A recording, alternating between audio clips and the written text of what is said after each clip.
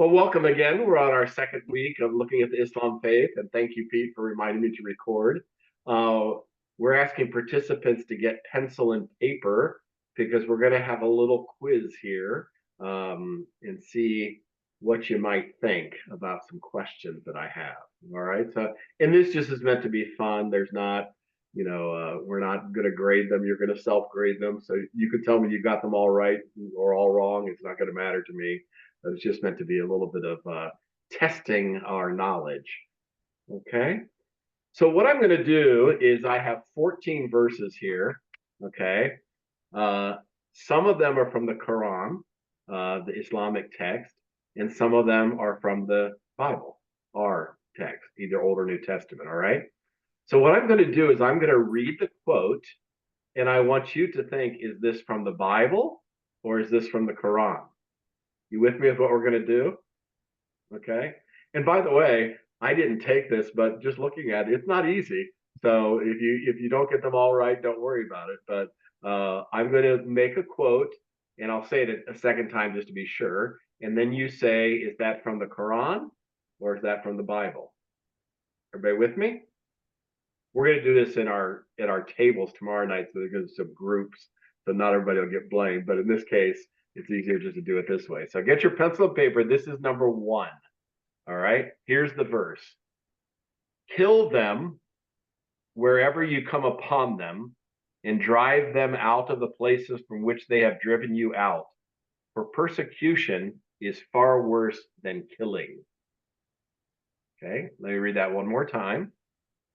Kill them wherever you come upon them, and drive them out of the places from which they have driven you out. For persecution is far worse than killing.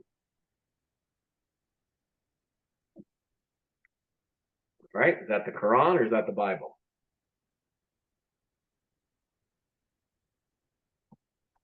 Number two, prepare a place of slaughter for his sons because of the guilt of their father. Let them never rise to possess the earth or cover the face of the world with cities. Okay. These first two are particularly gruesome. But number two, is this the Bible or the Quran? Here it is again. Prepare a place of slaughter for his sons because of the guilt of their father. Let them never rise to possess the earth or cover the face of the world with cities.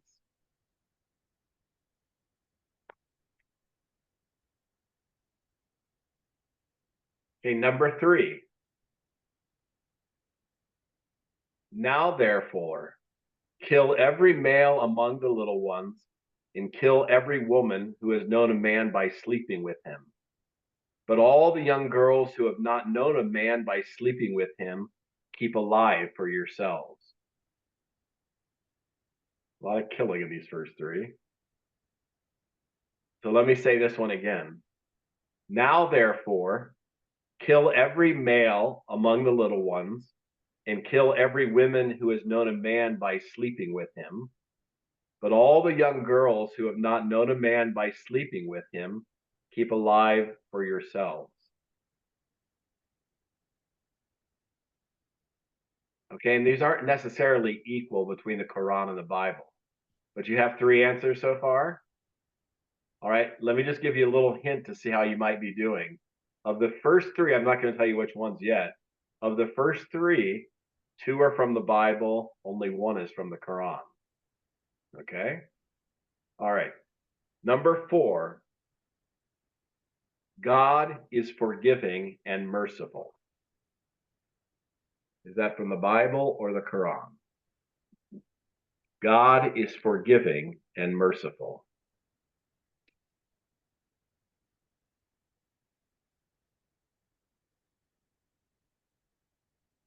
Number five, anyone who divorces his wife and marries another commits adultery. And whoever marries a woman divorced from her husband commits adultery. That's number five.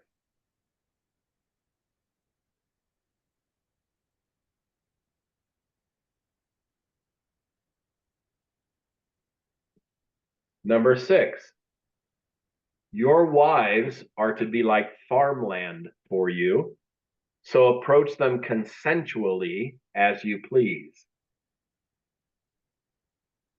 Well, there's a real boost for women's lives, isn't it? Women are to be back farmland. Holy cow. All right, let me just repeat that one. Number 6, your wives are like farmland for you, so approach them consensually as you please.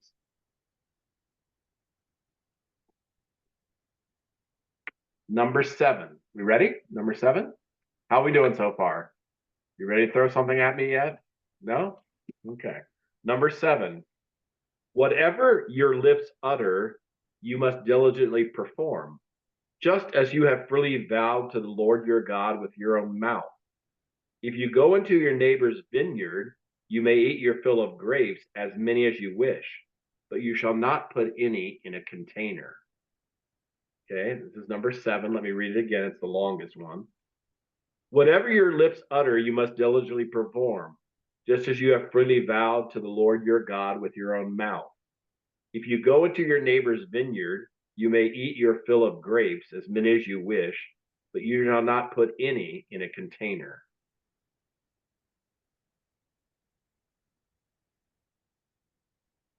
All right, number 8. Ask your wives, daughters, and believing women to draw their cloaks over their bodies. Number 8.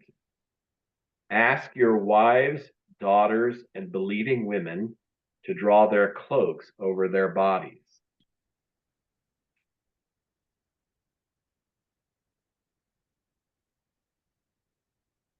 Number 9. If a man lies with a male as with a woman, both of them have committed an abomination. They shall be put to death. Their blood guilt is upon them. Okay, again, number 9. If a man lies with a male as with a woman, both of them have committed an abomination. They shall be put to death. Their blood guilt is upon them. Number 10. Women have rights similar to those of men equitably, although men have a degree of responsibility above them. Number 10. Women have rights similar to those of men equitably, although men have a degree of responsibility above them. Welcome, Gene. We're about halfway through a quiz. So we're just trying to say, are these verses from the Bible or the Quran? They're on number 10. If you want to play along, feel free, and then we're going to go over the answers here. Okay, so this is number 10. Thank you. Right. Yep. Number 11. Is this from the Bible or the Quran? Let a woman learn in silence with full submission. Let me say that again. Number 11. Let a woman learn in silence with full submission.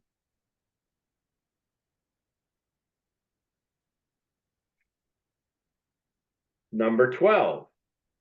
Depart from evil and do good. Seek peace and pursue it. Okay, this is number 12. Depart from evil and do good. Seek peace and pursue it.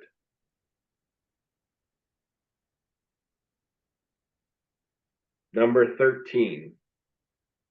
A male's share will be equal to that of 2 females. This is number 13. A male's share will be equal to that of 2 females. Okay. Then finally, you ready to be done with this? Number 14. If you sense ill conduct from your woman, advise them first. If they persist, do not share their beds. But if they still persist, then discipline them. Number 14. If you sense ill conduct from your women, advise them first. If they persist, do not share their beds. But if they still persist, then discipline them. Okay, you got 14 answers. You ready to see how you did? No? All right, well, let's go over them. Number one, kill them wherever you come upon them and drive them out of the places from which they have driven you out. Persecution is far worse than killing. Any ideas? That's from the Quran. It's from the second caliph of the Quran, number 191. Number two, prepare a place for slaughter for his sons because of the guilt of their father. Let them never rise to possess the earth or cover the face of the world with cities. That's from the Bible. That's Isaiah chapter 14, verse 21. Number three, now therefore, kill every male among the little ones and kill every woman who has known a man by sleeping with him. But all the young girls who have not known a man by sleeping with him, keep alive for yourselves. That's from the Bible. Numbers chapter 31, verses 17 to 18. Okay. Number four, God is forgiving and merciful. That's from the Quran, although I would say there's places that say that in the Bible as well, but that verse is from the Quran. Number five, anyone who divorces his wife and marries another commits adultery. I think this probably sounds familiar because it's in our pericopes. These are the words of Jesus.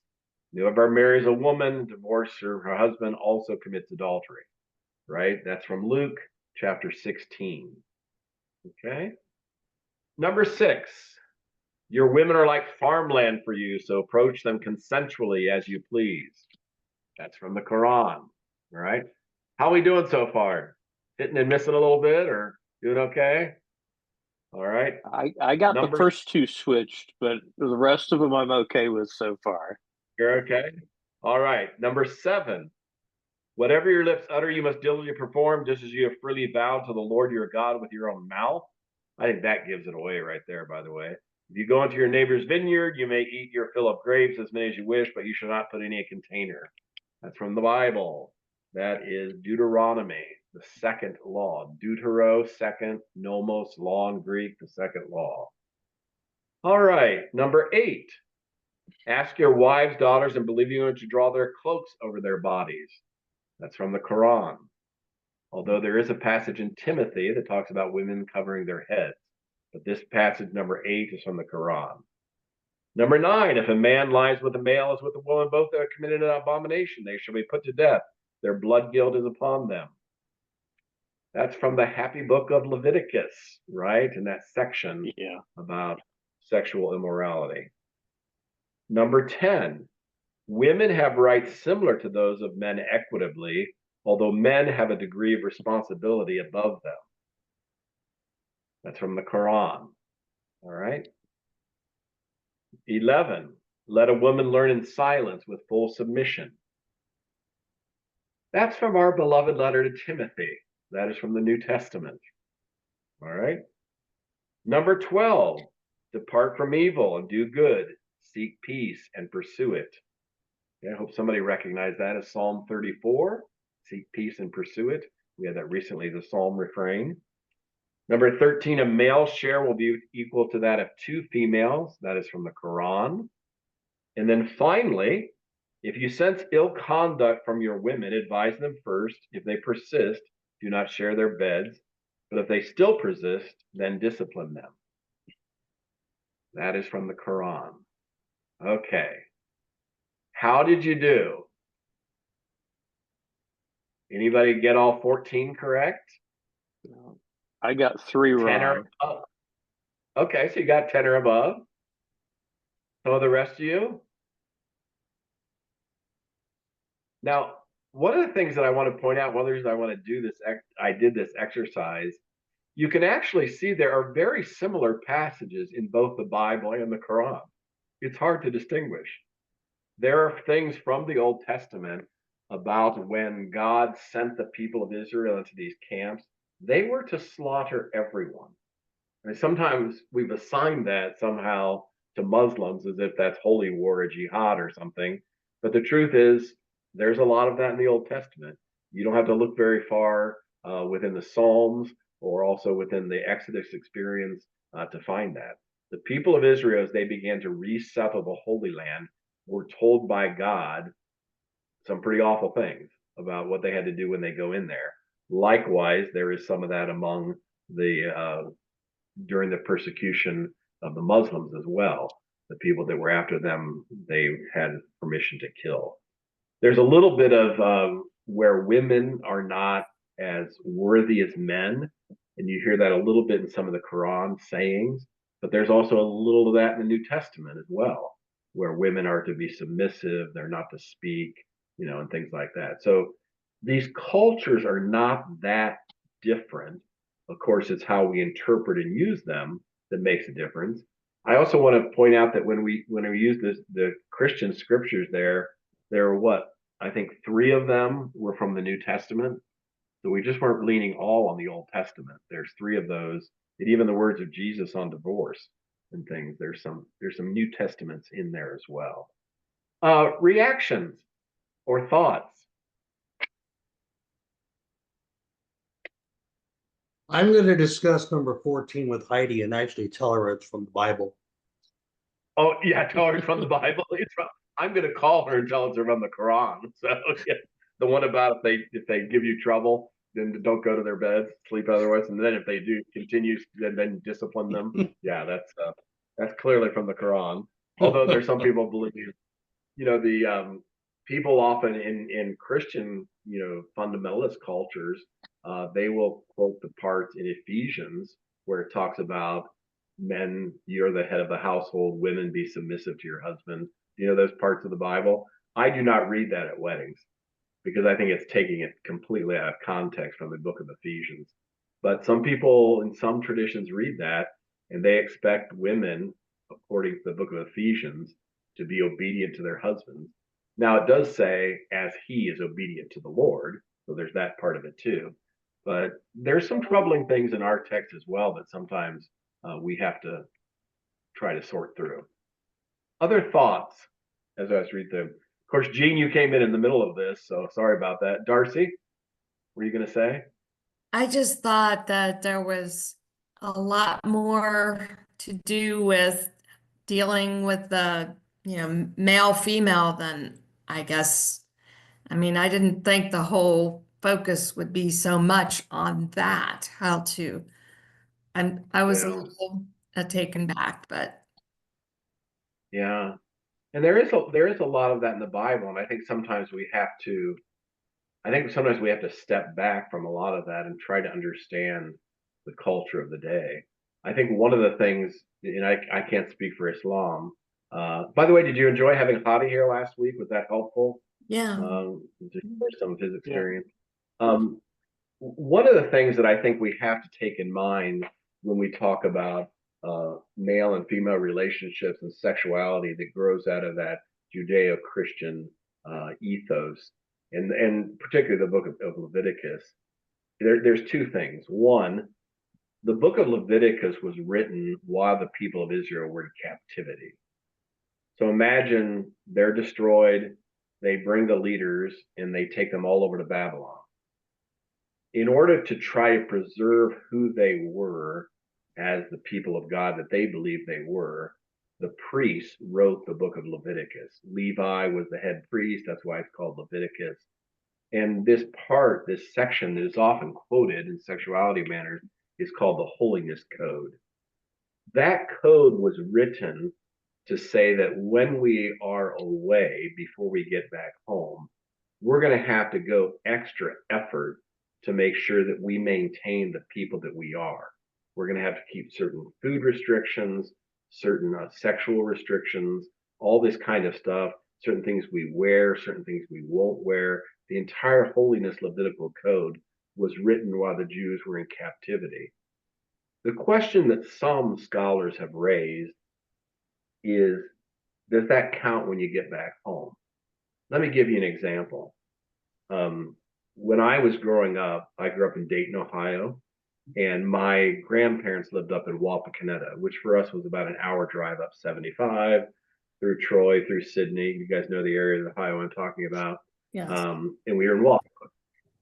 On the way to our grandparents, our parents made it clear to us, we were 4 boys, each a year apart, so no wonder we drove our mom crazy. She would say to us as my dad drove the car, this is how you shall act. When you get to grandma and grandpa's house, you're not going to be running around the whole house. You're not going to be knocking things off of things. You're going to listen. You're going to say thank you. Do you understand what I'm saying? There was a level that was, now I'm not saying we always did it, but there was an expectation that while as a family we were at grandma's house, we would act in certain ways, right? Now, were those same, when we got back home, were those same expectations still in line? And I don't think so. It wasn't as, when the Jews were You away, probably would have liked it. well, yes, they would have, but we weren't going to do it.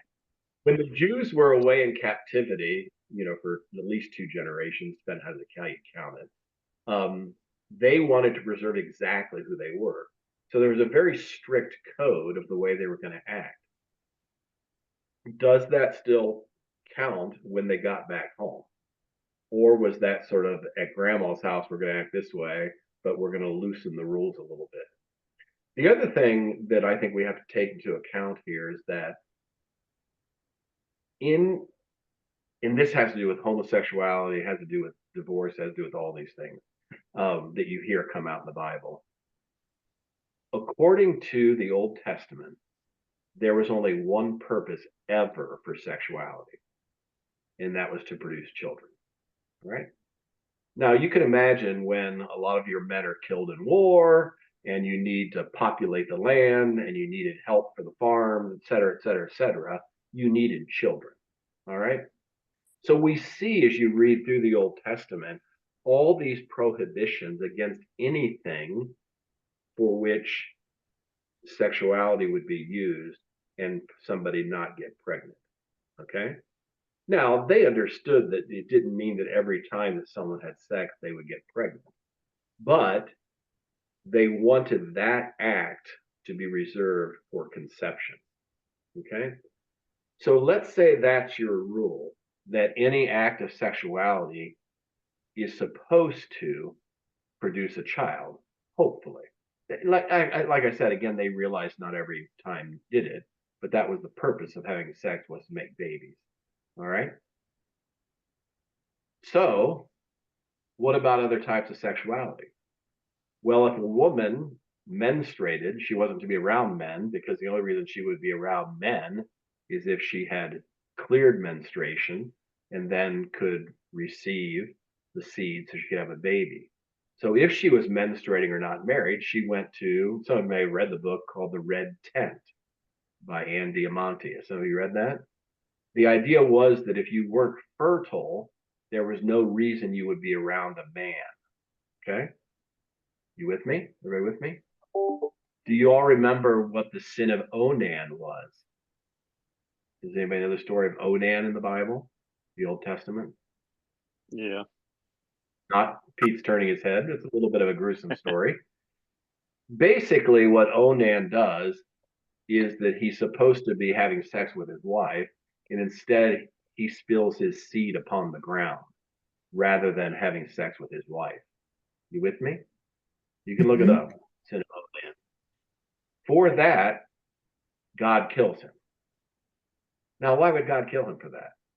Because he had sex, he had a climax, he had an ejaculation without having or looking toward a baby. You with me? So for that, that was sinful, because the only reason you're supposed to be doing that is if it is to fertilize. So what would we do with sex? Go ahead. Wasn't he having sex with his dead brother's wife to produce an heir for his brother's line, or was that somebody else that was doing that? That's somebody else. That's actually allowed. That was allowed. Well, no, except that he didn't. He took steps to make sure that there would not be a baby, because he didn't want to make his brother's line grow and not his own. I got you. Yes, I am totally with you now. I understand.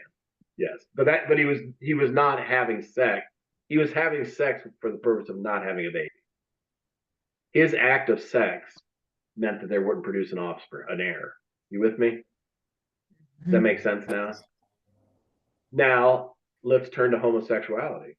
If two men have sex together, they're going to produce a baby. Anybody? Probably not. Of course, You're surprised. that's two else. Yeah, don't go there. But no, of course they're not. Therefore, according to Judeo-Christian tradition, it's forbidden, right? Because there's no way that a baby could be produced. So now you can start to ask a lot of other questions. What about women who are no longer menstruating? Should they have sex? What about couples that don't want to have a baby in today's world? Is that a sin against God? My wife and I don't have babies.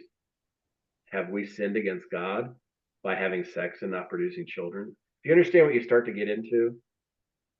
This ethic of sex is only for the purpose of having children has changed in our society. And we believe that sex is a gift from God, but its sole purpose, I would say, is not only produce children. Sometimes that's a wonderful result of a sexual union, that it does produce a baby. And every time I see a baby born in our congregation, I'm totally amazed at what God does and how that baby forms in a womb. And I think all of you can say that with me. It's just amazing. At the same time, I'm not going to sit down with a young couple getting married and say, now you can only have sex to have babies. That's it. Okay. You can also understand in the Roman Catholic Church why they want to not have, what's the word? Condoms and things. Contraception. Contraception. Contraception, because that prevents the birth of the creation of God from happening. All right. So all these things play into this. I was back to the Levitical code. And if we're stuck there in the Levitical code, I think we have some problems understanding the way that God wants us to be. Under extreme conditions, I understand some of the Levitical code and why it made sense. But once Israel got home, I don't know. Some Jews decided to keep kosher and keep the Levitical code, and some Jews, the Reformed Jews, others, they said, no, we're not required to keep the code. We're not in Babylon anymore. So we can loosen up some of these rules. Am I making some sense? How are we doing out there? Okay. And these are things we have to continue to think about today. These laws were received thousands of years ago. What do they mean today? What did they mean then? And how do we sort all this out? Okay. And both Muslim people and Christian people have some of these same sorting out.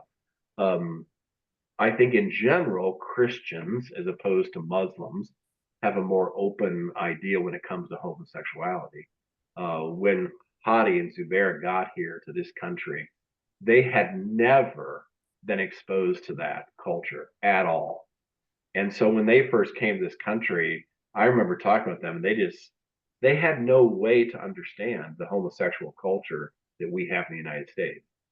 They also, by the way, could not understand the way women dressed at all. They just didn't, they did not grow up with that. They're from the northern part of Afghanistan called Uzbeki, close to Uzbeki. That's the language they speak. So the dress of women, although their women did not have their head covered, but the dress of women, the lifestyle of homosexual people, those were categories that they didn't have at all. And so it took them a while here in the United States to sort of, understand what was going on and try to make some sense of it. Now, I think they've adjusted in that, but I would say there's still some things they just don't understand. It's not part of their culture at all. And so some of these things are difficult for them to process. Okay. Any questions about any of this? What I want to do now is, go ahead, Jean. Uh, I was just thinking about this when these cultures were developed originally. You've got the Muslim and the Hebrew, coming pretty close if you can pull things out of the Bible and the Quran. what about other groups of people? Were there morals or practices similar?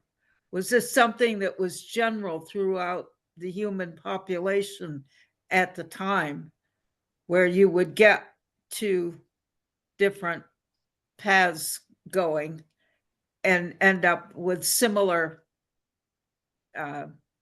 things? I think throughout the history of people, different cultures have understood things in different ways. Mhm. Sometimes it's related to worship in God. Sometimes it's related to hygiene and things. I mean, we know if you read history, the Greeks and Romans had a fairly active sexual life among boys and men, and there were temple prostitutes. There was a lot of those things going on. I mean, Paul sort of calls some of that out, of course, in Romans and other places where he doesn't like this sort of sexual immorality that's going on because he thinks it's destructive to people of faith. But I think and we can look at those sometimes, but you know, what Paul is really reacting against is a sort of prostitution and selling of young boys to males. That's illegal in our society too. So Mhm. St. Paul is talking about temple prostitution. He's not talking about homosexuality. He didn't like that men were buying young boys at a temple and taking them home to abuse them. He thought that was wrong. I think most of us think that's wrong. I hope everyone thinks that's wrong. I mean, it's pedophilia. It's against the law. It's prostitution. I mean, we think that's wrong, and Paul is railing it. Paul really is not talking about what we think of as homosexuality. He's not really talking about that at all. So that's one of those things we just have to sort of sort through a little bit. But to answer your question, I think every culture has handled some of these things in different ways. Uh, as we talked about last week, Christianity, Muslim, and Jews are called people of the book because we have these texts that are sacred. Other religions it's more important to go to holy places. We're going to take a look at that next week with Hinduism. Yes, they have some texts and stuff, but they would say it's more of being at a place or worshiping the God who's in that place. It's a different understanding than we have of this book that reveals God to us. So keep that thought. We're going to really look at that as we look at Hinduism and some other things. Okay. All right, I'm going to try something I've never tried before, so help me here. I think I fixed my camera issue and things, but I'm going to try to share my screen. And what I want to share is part of the Quran. First of all, just a show of hands, how many people have ever picked up the Quran? Have you read the Quran at all? Just for study? I did as part of a study group one time, but I've not read it extensively. But I want to share with you a part of the Quran. It's sort of written in little stories. And this is one of the early stories. It's called The Cow, almost like an Aesop fable kind of thing, don't you think? But let me see if I can share my screen and pull this up. Here it is. Okay, are you able to see what I'm seeing? Yes. Yes? Okay. So you see where it says the Quran, chapter 2, The Cow? The cow, yeah. Is it legible on your screen? Yeah. Uh-huh. Yeah. Okay, Very good. clear. Well, let's take a look at it because the other thing that I want to point out here is that these texts are similar to our text. First of all, this starts at verse 29 is where I just clipped it because it's something like 486 verses, and I wasn't going to copy all those, so I just copied a portion of it. But you see, if you look down the page, you see there's a verse 30. You see what I'm looking there? Then we got verse 35. So just like our Bible, there are verses, there's chapters and verses in the Quran. And what is that helpful for? You say, I'm going to go to chapter 2, verse 45, and you can look it up and see what it is. All right. So I want to point out a couple things here. I just want to read a little bit of it and have a little commentary and see what you think. But you see here, it is he, and you notice that the name for God is male, which, by the way, that's common in Christianity and Judaism as well. It is he who created for you all that is in the earth, that he lifted himself to heaven and leveled them 7 heavens, and he has knowledge of everything. Okay, they're talking about Allah here, right? One God, but they go on Allah. And when thy Lord said to the angels, I am setting in the earth a viceroy. Okay. They said, what wilt thou send therein? One who will do corruption there and shed blood, while we proclaim thy praise and call thee holy? He said, assuredly, I know that you know not. Okay. Again, some of this King James English in here, but you get the idea. And then we have a character here that I think you know. If you look at Adam, if I highlight that, can you say where I'm highlighting? Uh-huh. You catching what I'm saying? Yeah. Are you able? Yeah. Okay, so there's Adam. He taught Adam the names, all of them.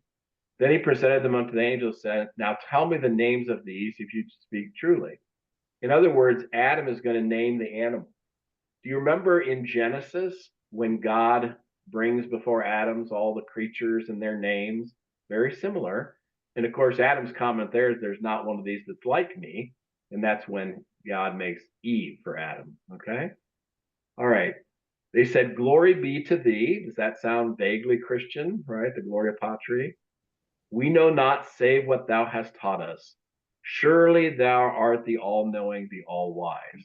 Now we've seen this a few times here already. All-knowing, all-wise, right? That God knows everything. If you look down then in 31, he said, Adam, tell them their names. And we had told them their names, he said, did I not tell you I know the unseen things of the heavens and the earth, and I things you know reveal and what you are hiding? And when we said to the angels, bow yourselves to Adam, so they bowed themselves, said Iblis. He refused and waxed proud, became one of the unbelievers. And we said, Adam, dwell thou and thy wife in the garden. Everybody see where I am there? Okay, the Garden of Eden. And eat thereof carefully what you desire, but don't draw on this tree, lest you be evildoers. Is this sounding vaguely familiar? Genesis 3, chapter 2 and 3? Right. Then Satan caused them to slip therefrom and brought them out of what they were in. And we said, get you all down, and each you an enemy of each, and each a sojourn, blah, blah, blah, blah, blah. I'm just trying to point out in looking at this that there are a lot of similarities here between the Hebrew text and this text. And here you have Adam. And again, it's a little bit different. And I think the language, because of course this is a translation from the Arabic, is a little stilted here. But if you just look sort of down through me at the Quran, you've got Adam, you've got his wife, you've got the garden, you've got Satan, you've got angels. You saw up here in, I'll point it out here, I'll highlight it, but you see angels here, right? All these are very biblical characteristics, right? We have Adam coming down here. Children of Israel. Okay, this is the Quran I'm reading from. All right, children of Israel. Okay, who is Israel? Jacob, right? And his sons, the 12 sons.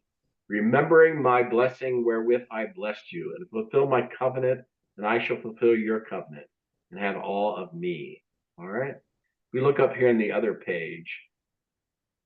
They performed the prayer. Did you recite the book? Here again, we have children of Israel. You seeing that? A lot of things that sound similar.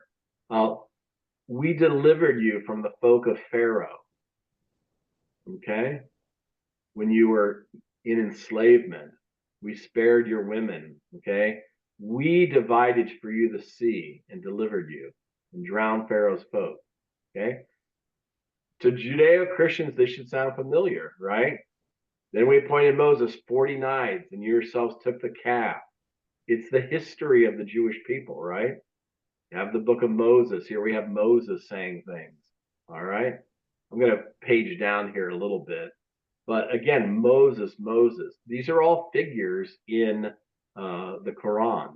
And again, what is the Quran? All right. The angel Gabriel came to Muhammad and gave him this vision. And as Muhammad had the vision, he spoke it aloud and his scribes wrote it down. That's what the Quran came from. All right. Now, whether that's actual history or not, I have no idea. How they edited it and how they came up with it the way it is, I have no idea. But the folklore behind is that's how they got the Quran.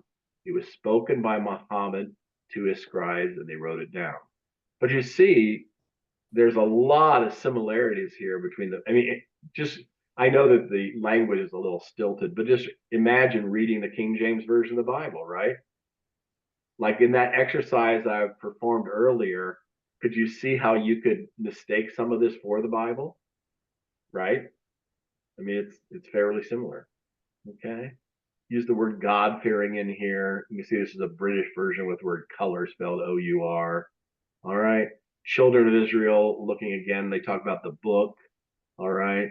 I just want to show you these pieces of the Quran because I think it really gives you a sense of how similar the Islamic text is with our understanding of the Bible. Okay, I want to stop this. Okay, now back to me. All right. Now, your reactions as you looked at that, does that text seem totally foreign or can you make some sense of it? Your thoughts while I get a sip of water. I actually bought online a copy of this just this afternoon and downloaded it. And the Quran? translation Yep. I have is Yeah, I Rich, have one here too. yeah, well, this is just an electronic one. But the translation Oh, okay. that I have is you can tell it says the same thing, but the wording is quite different.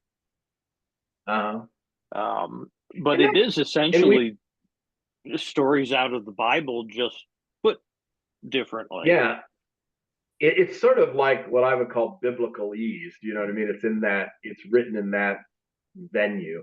And by the way, we're not studying this right now, but we will later in the year. If you ever pick up the Book of Mormon, I think it has a similar, what I would call biblical ease about it. It has the languages of angels and gods and pronouncements and laws and these and thous and all that. Of course, Joseph Smith received that revelation. Do you see how what Joseph Smith received and what Muhammad received is somewhat parallel? We're going to get into that when we study Mormonism, right? Joseph Smith received this revelation that he wrote down from the angel Moroni, right? That's where they get Mormonism from, the angel Moroni. He gave this to Joseph Smith. The angel Gabriel gave these things to Muhammad. You see the parallels there? At least somebody stole somebody else's story or something along those lines. But there's a lot of similarities in a lot of these things, the way that they're done. Now, just like with us, we have translations of the Greek and Hebrew in a variety of different vernaculars. We have translations in more modern English. Obviously, the King James would be more of an older English. We have Middle English. We have all kinds of translations of these things. And I mean, I'm normally in favor of a more modern translation if we can get it, but that means going back to the original Greek and Hebrew and trying to decipher it. But that's the version that I could find to share tonight. Other comments or questions?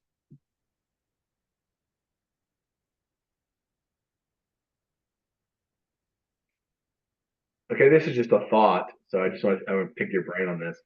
So Christianity is about what, 2025 years old. Let's say that Judaism is about 4,000 years old. Islam is about 1,500 years old, give or take a little bit here and there. Do you think that eventually Islam will become more progressive and understanding?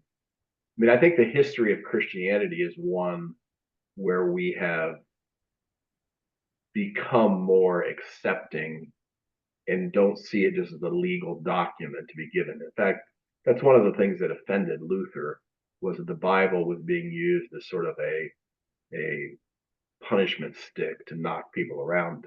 And he said, well, I find the grace of God here. I mean, will there be someday a prophet from Islam who comes in and says, you guys want to lift up all this other stuff, but I hear Muhammad talking about peace and love and mercy. Do you see what I'm saying? Like Luther, I think, sort of did that for the Protestant Reformation. Is that also possible within Islam, where someone would look at things differently and teach in a new way? think it might take some time. It takes some time. I mean, you I even mean, look at the People, Catholic. there are still people who use the Bible that way. Well, sure. And some of the things that Luther objected from, the Catholic Church has agreed that Luther was right. I mean, so there is some progression here, but yes, people still use the Bible that way, absolutely, as a sort of a ruler, and I mean, to measure people and to correct people, rather than Luther, when he described the Bible, he said it's the manger in which we find Christ. And so we ought to be looking for Christ as we search through the scripture. And Luther also said, if you know anything about Luther's little body, he also said when you go on through your manger, which the Bible is, and you're looking for Christ, sometimes you can find some other stuff in the manger, like straw and animal droppings. You with me on this? Right? There's other stuff in there that's not necessarily wholesome. But he says we need to search through that to find Christ, because that's the point of the scriptures. And I just wonder if you think of in Judaism, there's a branch of Judaism called the Reformed Jews. Are you familiar with this? So you have the Orthodox, and you have the Ashkenazi, and you have the very conservative Jews, but you also have in the United States a lot of Reformed Jews, where their rabbis have come along and said, you want to point out to God that it's always, punishing to the seventh generation, but the next verse is, and he will forgive you to the 1,000th generation. So here you have 2 of punishment and 1,000 of blessing, and you emphasize the one of, of criticism and judgment. So there is that, I think, within all these denominations, the capacity for that. I don't know what's going to happen either. We shall see. But I also think that if you think about it just from look where Christianity was when they were 1,500 years old. We were just coming out of the dark ages, right? That's about the age of Islam right now. And I wonder what this global boost of Islam and the collision of Islam now with other cultures is going to do for Islam. I don't know, but I hope that it opens it up in more gracious ways. But I don't know. Thoughts? Comments? Anybody other than Pete want to give me the exact number of your score? Okay. All right. He had an 11. He wins. All right. Next week, when we get together, we're going to be studying, we're going to take a look at Hinduism. All right. I don't know how much you're familiar with Hinduism, but this is a religion that obviously grew out of India and in the East, is what we're looking at. So we'll take a look at Hinduism and we'll sort of move from there. Any final thoughts or questions? Go ahead, Pete. I was just going to say that I believe the Hindus have some special place for cows as well as the verse that you read there. And it's not the same place that I have when I would like a T-bone steak served rare. It would be a different place. I kind of go more for your version of it myself. Yes. So, all right. Well, blessings to all of you. We will see you next week. Oh, well, by the way, Barbara couldn't be here tonight. She said everybody said hi, but she'll be back next week. But we will turn to Hinduism next week, and we'll make our way. All right. All right. Blessings to everyone. Bye-bye. Bye.